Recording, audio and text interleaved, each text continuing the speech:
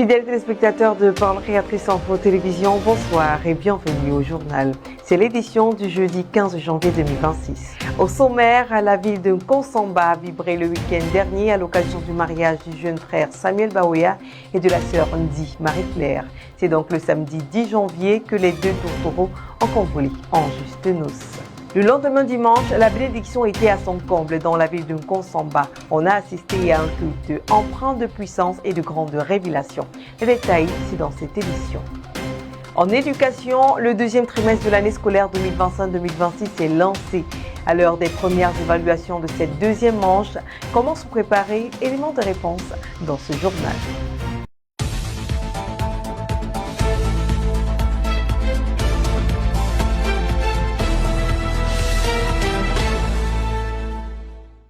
An intense week at the Creative Word Ministry. The assembly is complete, listening to the prophetic message Shalom. And on Sunday, from Konsamba, a powerful exhortation. This remarkable week with Edna McKen. In all assemblies, the Christians continued their journey through the message Shalom. The portion of Wednesday developed how Scripture manifests according to its prophetic rhythm. Drawing from Psalm 62, John 14 and Matthew 16, the prophet explained that only the composer knows the true meaning of Scripture and reveals it to those who listen. We reached a powerful conclusion as we heard the final section on Friday, culminating with the revelation of the third pole, the creative spoken word. Regarding to Romans 4, Isaiah 65, John 11 and Revelation 10, the Bible must be our book of the year and all years to come, so that we become one with the Word and we may have Shalom, peace. The week ended with a memorable exhortation delivered by Reverend Samuel Baoya from Konsamba, invited by Apostle Lambert Robinson to his pulpit. He read Psalms 133, shared the daily bread of January 11th, then read 1 Thessalonians 4, 13 to 18 to introduce his talk. God interprets his word by fulfilling it, and a time is coming when everything will be unveiled. Through the story of Jeremiah, he exhorted believers to remain faithful despite the yoke of the world, while evoking the prophetic destiny of the African race. The Lord's presence was so palpable that testimonies confirmed it. Last Sunday, mother assemblies under the Creative Word Ministry were live through video conference following from Konsamba, where our pastor Samuel Baoya was. Sir Chen Wing brings us more of that story. If in this life only we have hope in Christ, we are of all men most to be pitied. 1 Corinthians 15:19. It is upon the resurrection of the dead that our pastor Baoya Samuel, on his apostolic mission to Konsamba, spoke to his audience. Reading from the Bible, 1 Thessalonians 4:13 to 18, the pastor painted the picture of the meeting of the righteous, the bride of Christ with their groom, of both they who will be alive and the dead. But before this meeting, the pastor described the forerunning events as the Bible and the message outlines. Reading from the prophet's message, the Acts of the Holy Spirit of the 19th of December 1954, paragraph 87, he talked of how the true church of Christ will be brought together. He elaborated on the shout with the voice of the archangel that has already been given, telling us that time is fast gone than we think. He also talked of the trump of God that shall be blown, and quoting Prophet William Aaron Branham, he said, "When the power of the church shall rise, it shall call up its dead that are asleep." Quoting Genesis 1:26, he said, "God does everything through man, and all the resurrection has been done through man." The presence of the Holy Spirit was vindicated as visions, testimonies, declared deliverances, healings, breakings of chains, and blessings. Les maladies de dégénérescence, de vieillesse, de n'importe quoi.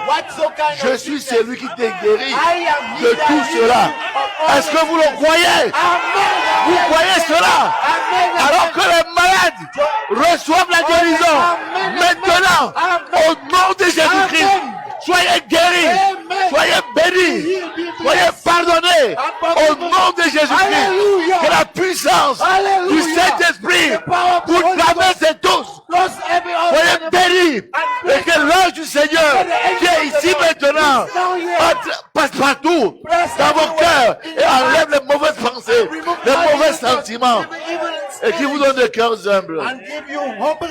The pastor then handed over the pulpit to Apostle Lambert Robinson, who thanked God for the presence of the Holy Spirit and for commissioning Pastor Bawya Samuel to Konsamba. After the last prayer given by Pastor Bawya Samuel, Apostle Lambert Robinson dismissed the audience, blessing them with the words of Numbers 6:24-26. All the visible and invisible audiences who were connected to the mother churches of Yahshua HaMashiach Tabernacle Yaoundé, Love Divine Sanctuary Douala, and Shalom Tabernacle Edea received their share of all the blessings of this service, presided from Konsamba by our pastor Bawya Samuel. C'est au son de la trompette de notre jour que les enfants de Dieu commencent la semaine au Love Divine Sanctuary, au Shalom Tabernacle de Deya et au Yahshua HaMashiach Tabernacle. Plus de détails avec Rebecca Zefak. Le son de la trompette laissait entendre le titre d'une prédication intitulée Shalom, suite et fin. L'écoute de cette merveilleuse bande reprend à partir du paragraphe 185. Ici encore, le Saint-Esprit par son nom dira: souffrir, ce sont les douleurs de croissance de la grâce de Dieu. Paragraphe 216. Car c'est avec les épreuves que Dieu forme en nous un caractère. Paragraphe 222. Et parfois, il faut de dures épreuves pour couper les liens qui nous gardent encore attachés au monde. Paragraphe 227 à 228. Par ailleurs, il a aussi souligné le fait que notre cœur doit battre au rythme de la parole de Dieu. Paragraphe 238 à 240. Il mentionne aussi avec insistance que le seul livre de tous les temps, c'est la parole de Dieu. Paragraphe 244. Et lorsque toutes les paroles écrites dans ce livre vont s'accomplir, ce sera un shalom éternel. La prière qui a donc clôturé cette merveilleuse prédication commence au paragraphe 256. Et c'est dans l'atmosphère qui a donc rythmé cette prédication que les enfants de Dieu au Yahshua HaMashiach Tabernacle, au Love Divine Sanctuary de Shalom Tabernacle Edea ont baigné toute la semaine. Un culte puissant, empreint de révélation et d'espérance, a marqué les fidèles de l'église de Nkonsamba, alors que Dieu rappelait à travers sa parole les réalités profondes de la fin des temps et la promesse glorieuse de la résurrection. Plus de détails avec Fridunka.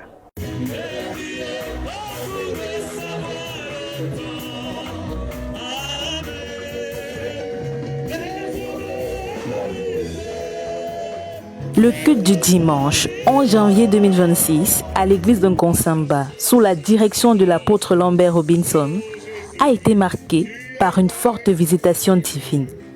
Le pasteur Bawya Samuel, principal orateur, prendra pour passage clé le livre de 1 Thessaloniciens chapitre 4, versets 15 à 18. Dans ses propos, il va rappeler la prophétie du prophète William Branham concernant l'élection du premier pape américain, annoncé comme l'un des signes de la fin des temps, selon les actes du Saint-Esprit, prêché le 19 décembre 1954. S'appuyant sur le verset 16, il a enseigné que le signal représente le message du temps de la fin et la voix de l'archange est la voix de la résurrection. Il souligne de même que Dieu a utilisé un homme pour apporter le message. Il utilisera aussi un homme pour rappeler les morts en Christ à la vie. Insistant sur le fait que Dieu agit toujours à travers des hommes, il a évoqué Jérémie dans la fosse, délivré par un Éthiopien, soulignant ainsi le rôle des Noirs dans le ministère terminal. Le culte s'est donc achevé par une prière d'impartition, confirmée par des prophéties attestant que la présence de Dieu était manifestement au milieu du peuple. Le deuxième trimestre de l'année scolaire s'annonce emprunt aux évaluations. Comment affronter les premières évaluations de ce trimestre? Une analyse de Bertie Dibanjo. La sonnerie retentit. Les élèves prennent place en silence. Cahier ouvert, stylo en main. Les premières évaluations du deuxième trimestre débutent. Après des congés jugés trop courts pour certains, le retour en classe marque un moment décisif de l'année scolaire. Dans les salles de classe, la tension est palpable. De nombreux élèves aborde ces contrôles avec appréhension. Le trimestre 2 est généralement le plus exigeant à cause des programmes qui s'intensifient et les attentes du corps éducatif qui sont des plus élevées. Pour mieux s'en sortir, la discipline reste la condition première. Une bonne organisation, des révisions et surtout un suivi régulier à la maison pourront meubler le succès de ce trimestre. Les premières évaluations doivent être le moment de corriger les erreurs et de mieux préparer la suite de l'année. Malgré le stress, ces évaluations représentent une étape essentielle entre crainte et motivation. Chacun affronte ce moment avec l'espoir de progresser et de donner le meilleur de soi-même et toujours mettre Christ au centre de nos études. Page rose, un week-end assez spécial du côté de Nkonsamba. Le samedi 10 janvier 2026, le frère Samuel Baoya et la sœur Marie-Claire Ndineba ont échangé leurs vœux et leurs anneaux entourés de leurs proches. Elodie Bakal était présente. Je vous propose d'écouter son compte rendu.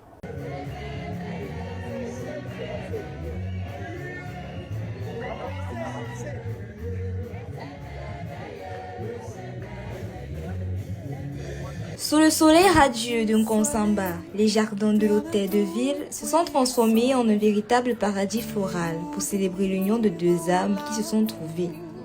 Marie-Claire Ndineba et Samuel Baoya, deux jeunes amoureux qui ont décidé de partager leur vie. 11 ans d'amour, c'est un voyage qui a commencé avec un regard, s'est nourri de sourires et s'est renforcé de lits. Leur amour a grandi jour après jour, semaine après semaine. Ils se sont promis de se marier et aujourd'hui 10 janvier 2026, Marie-Claire, vêtue d'une robe de mariée en dentelle blanche, a descendu l'allée centrale au bras de son père, sous les regards émauvés des invités. Samuel, élégant dans son costume noir, l'attendait le cœur battant à côté de l'autel. C'est à travers le livre de Matthieu 19,6, je cite, « Ainsi, ils ne sont plus deux, mais ils sont une seule chair, que l'homme d'or ne sait pas parce que Dieu a joint. » Que le pasteur Lombé, l'orateur du jour, chez le thème « La puissance de Dieu pour unir ».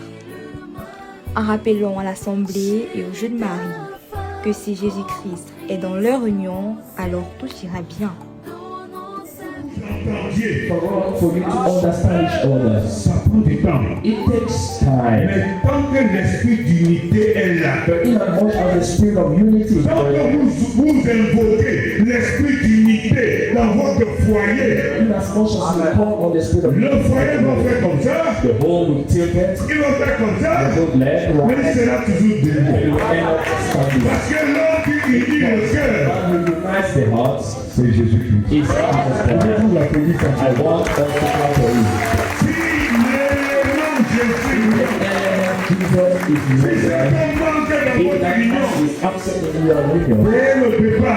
From the word go, he is votre conseiller, your advisor. Dès le départ, from the word go, il est votre directeur. He is your director. Autorisez Jésus-Christ à gérer vos cœurs et d'avoir un esprit d'unité dans un foyer. L'homme, comme la femme, doit faire en sorte de rendre son foyer toujours agréable. Des paroles assez puissantes qui ont été scellées par la prière du prophète Bogo Augustin. Sous le regard de Dieu et de leurs proches, Marie-Claire et Samuel vont sceller leur amour avec des anneaux de l'éternité, deux cercles d'or, symbole de leur union, de leur fidélité et de leur amour. Et c'est le pasteur Baoya Samuel qui les a unis devant Dieu et devant les hommes. Des beaux moments, des beaux souvenirs qui resteront forcément inoubliables. La cérémonie était suivie d'une réception festive célébrant l'amour du couple Baoya.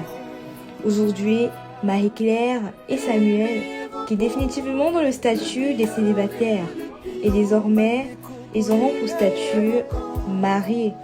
Alors, heureux ménage. Toujours en page rose, nous ferons un tour à présent à l'église de Mondio où s'est déroulée la régularisation du mariage du couple Samou. Les détails, c'est avec notre reporter Elias Faure. Bénédiction du couple François Samou. Après 35 ans de vivre ensemble, le 9 janvier 2026 à 16h précises à Mandjo, le couple Samou a régularisé leur union en présence de plusieurs serviteurs de Dieu, des frères et sœurs. Il est noté que la signature à l'état civil s'est passée le 4 août 2025 à la mairie de Mandjo devant l'officier d'état civil. La célébration de cette union à l'église a commencé par la louange officiée par le frère Elias Faure. Par la suite, la chaire est cédée à l'apôtre Lambert Robinson pour quelques conseils pratiques. L'homme de Dieu a rappelé à l'assistance les 3 étapes du mariage. Si un homme n'a pas l'accord de ces 3 institutions, à savoir la famille, le gouvernement et l'église, n'est pas encore marié. Il est dans le concubinage. Il relève les erreurs que commettent plusieurs dans la société. À peine ils ont causé, du coup ils sont déjà mariés. Et plusieurs parmi les enfants de Dieu sont dans cette situation. Et le diable saisit cette occasion pour frapper à volonté. Le serviteur de Dieu a exhorté tous ceux qui sont dans cette situation de concubinage à le régler. Et le couple a été uni dans le lien sacré du mariage devant le Seigneur. Et ils se sont réjouis autour du cocktail réservé pour la circonstance. Je suis Elias Faure, pour Parole Créatrice Info Télévision. Renouvellement de vœux, le témoignage d'un amour solide et véritable, une gratitude au Seigneur Jésus-Christ. C'est l'histoire de Samuel et Marceline. Revivez les moments forts de cette célébration dans ce récit, signé Jérémy Ondiki. Je te mets cette alliance. Alléluia! Un signe de reconnaissance, un signe de mon amour et de ma fidélité qui a perduré jusqu'à ce jour. Et cette alliance demeure à jamais jusqu'à ce que le Seigneur revienne nous prendre ou alors qu'il nous enlève pour l'éternité.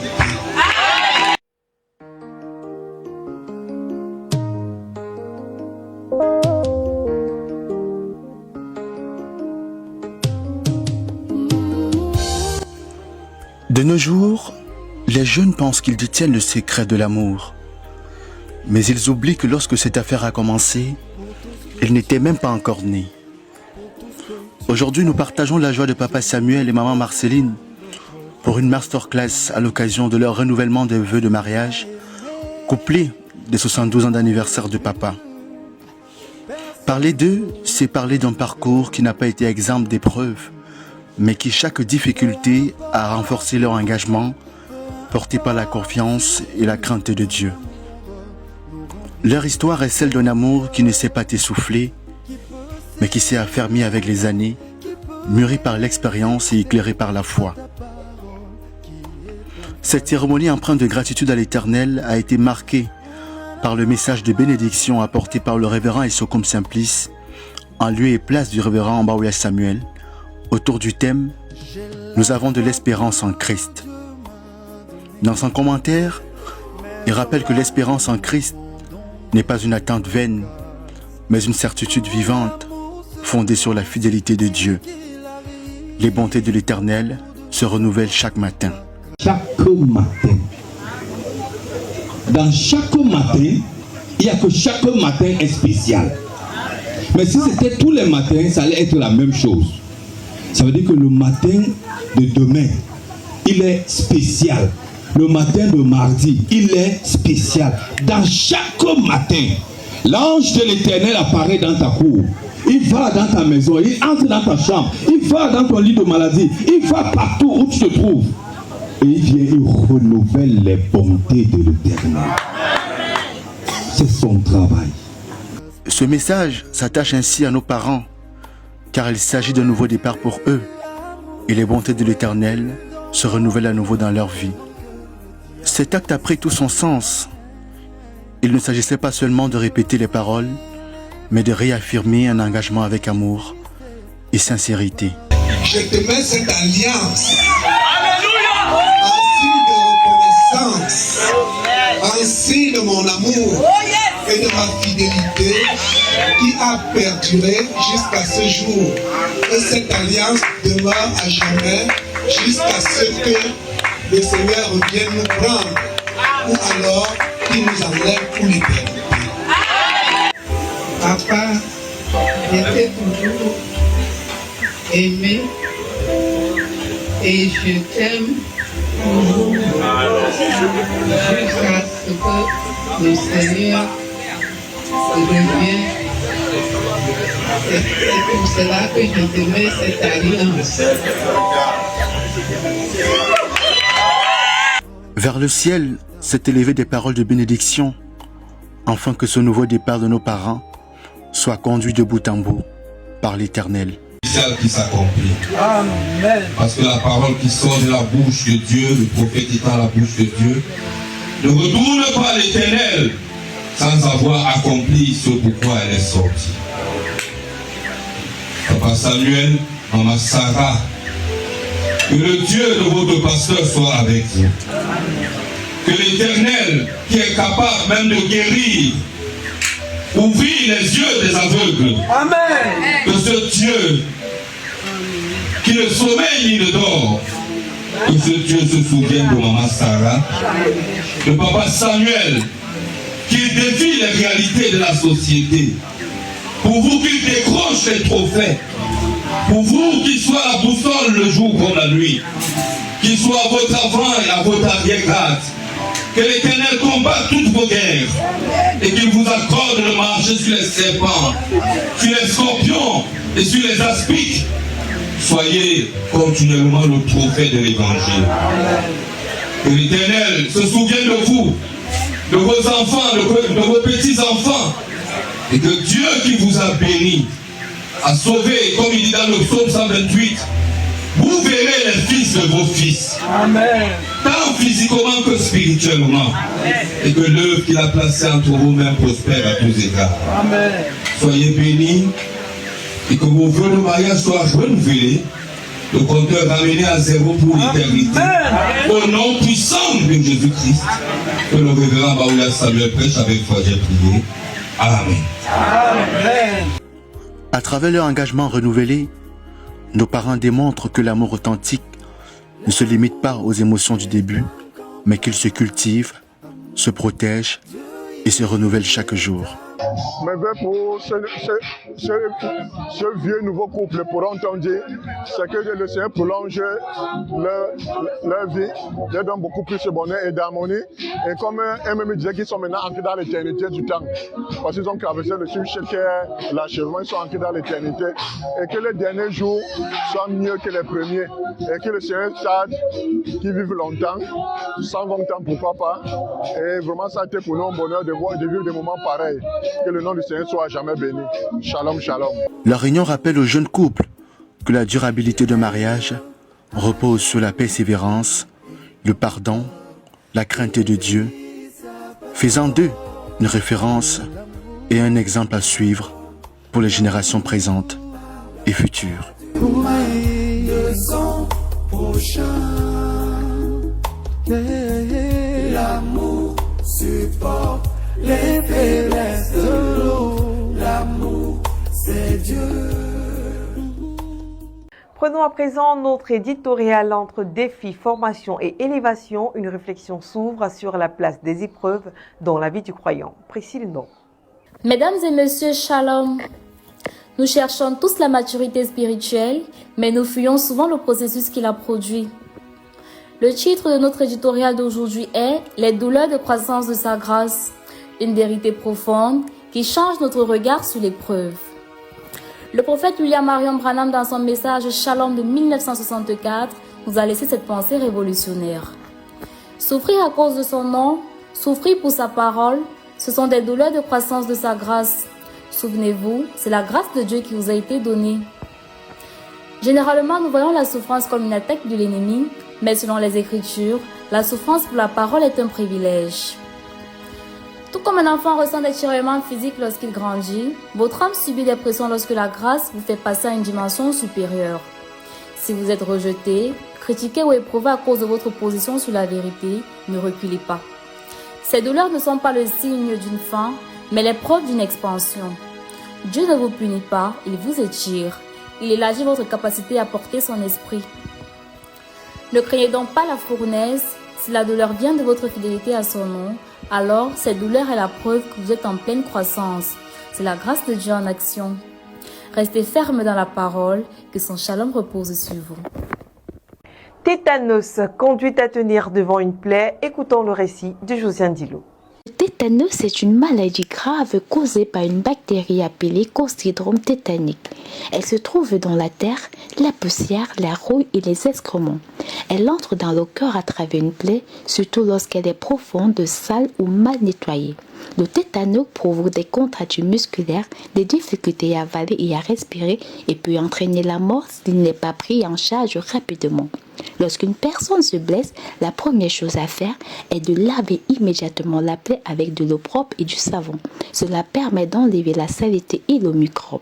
Ensuite, il faut désinfecter la plaie avec un antiseptique comme l'alcool ou la bétadine. S'il y a un saignement, il faut comprimer doucement pour arrêter le sang. La plaie doit être ensuite couverte avec un pansement propre.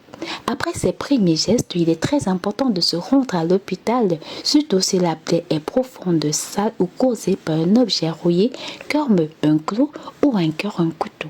Le personnel de santé va vérifier si la personne est à jour avec ses vaccins antitétaniques.